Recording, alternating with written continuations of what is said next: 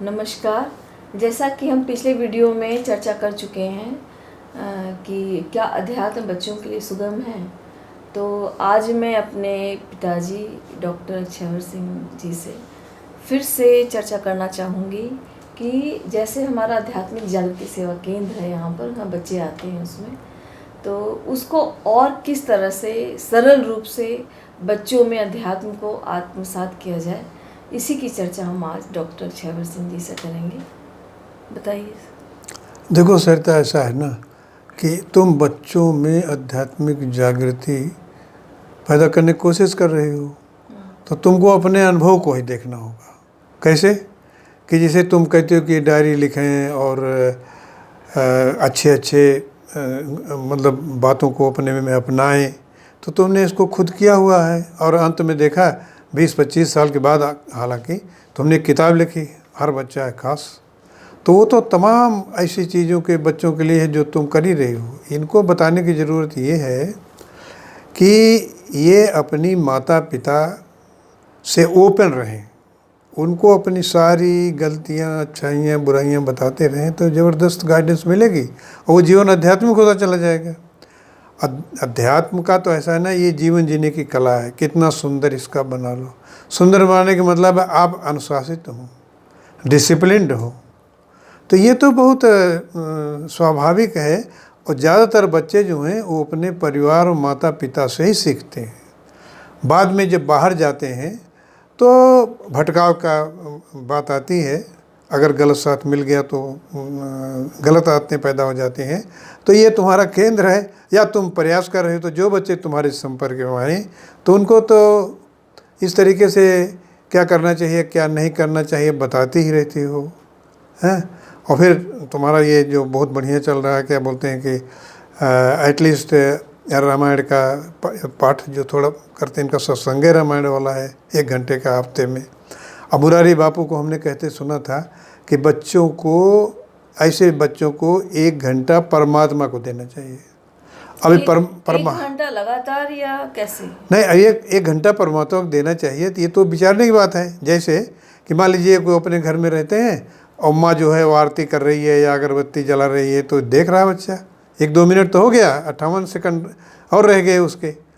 तो छोटी छोटी बातों को, ये खाना खा रहा तो अपने इष्ट की याद में खाए, धीरे धीरे से सिखाना है खेल खेल में, तो वो बिना काउंट किए ऑटोमेटिक उसका रुझान परमात्मा की तरफ होता जाएगा। परमात्मा की तरफ रुझान होने का मतलब है वो चित्त की एकाग्रता से अल्टीमेटली उसका संबंध है। तो बच्चे धीरे धीरे समझेंगे। और हमारे हिसाब से तो हर व्यक्ति का जीवन आध्यात्मिक है, तो सिर्फ उसको जागृति नहीं है, हैं। उदाहरण के लिए हमेशा सकारात्मक रहो। क्यों द्वंद्व में रहते हो, पता नहीं नंबर अच्छा हो कि ना हो। अरे भाई, क्यों नहीं सोचते कि नंबर अच्छा आएगा, ज़रूर आएगा। अगर नहीं आएगा तो उसको बर्दाश्त करने की क्षमता रखो, कोई कारण है नहीं आया है। ये छोटी छोटी बातें हैं, पॉजिटिविटी की तरफ ले जाने वाली हैं। और अध्यात्म को ही लोग इसके नाम से डर जाते हैं, अरे पता नहीं क्या करना होगा। ऐसा कुछ भी नहीं है, सबका जीवन आध्यात्मिक है। स्वाध्याय की रुचि पैदा कर ही रहे हो बच्चों में, इसी से अध्यात्म अपने आप, अध्यात्म मतलब कि अच्छे चरित्र वाले बच्चे बने ना, उनमें निगेटिविटी आवे ही नहीं।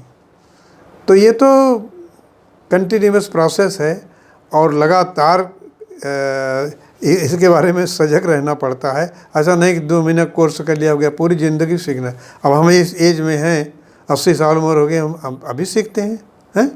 तमाम बातें व्हाट्सएप आती हैं, जो हमको अपील करते हैं उसका अडॉप्ट कर लेता हूँ, उनसे लाभ है, इसका कोई एंड नहीं है। तो अध्यात्म शब्द से डरने की बात नहीं है।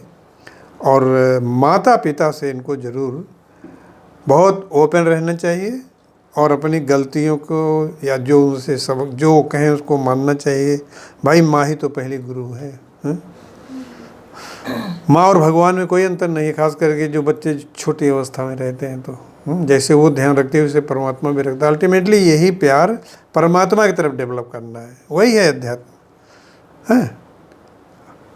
तो कैसे इसको सिखा ले जाए टीचर बच्चों को, वो खास बात है। अब हमको तो जितना कुछ सीख मिला गांव में घर से मिला, हमारे माता पिता ऐसे ही थे, ऐसे तुमको हम लोगों से मिला है। तो यही है अध्यात्म, इसमें कोई मतलब खास बात कुछ नहीं है। बस अच्छे बच्चे बनो ना भाई, हैं? अच्छे बच्चे बनो और माता पिता की बात मानो, हैं? और नंबर में ज़्यादा चक्कर में न रहो, हैं? जो आ जाए, अपनी कोशिश करो, जो आ जाए। तो आज की ठीक है, चर्चा हम यहीं संपन्न करते हैं। आगे मिलेंगे अगले वीडियो में। नमस्कार। परमात्मा तो ही तेरी इच्छा पूरी हो।